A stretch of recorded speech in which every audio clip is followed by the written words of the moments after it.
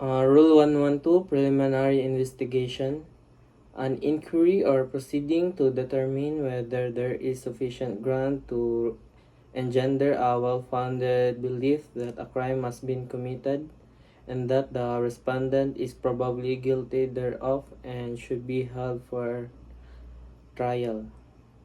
For offenses with penalty at least 4 years, 2 months, and 1 day, conducted by provincial or city prosecutor and TCC judges, national or regional state prosecutors.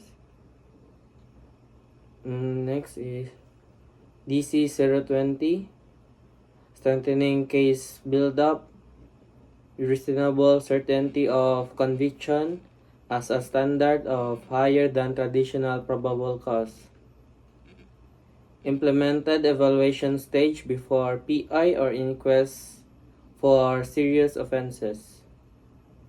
Prosecutor has 10 working days to evaluate if evidence meets elements plus responsible certainty.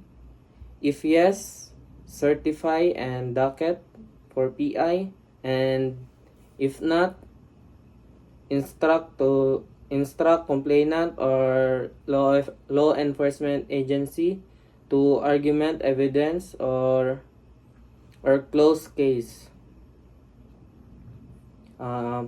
Next is emphasizes proactive prosecutor involvement in operations, legal guidance, coordination, availability virtually anytime. For inquest, similar evaluation to prevent releasing suspects due to insufficient evidence. Next is the DC 015, Rules on Preliminary Investigation and Inquest Proceedings.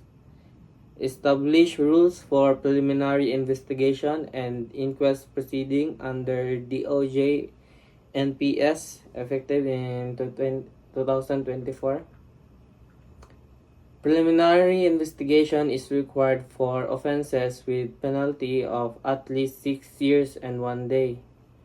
In Rule 112, it is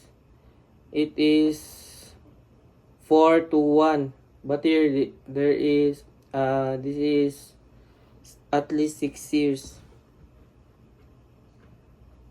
Next is prosecutor may motu proprio dismiss complaint lacking prima facie evidence with reasonable certainty of conviction with approval by head of the prosecution office. Reinforces policies, inquisitorial nature, proactive role, adoption of e-filing, virtual PI, and inquest hearings. Quantum of evidence.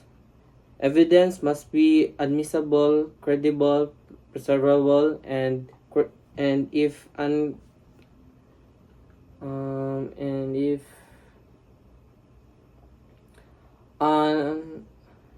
insufficient to establish guilt beyond reasonable doubt.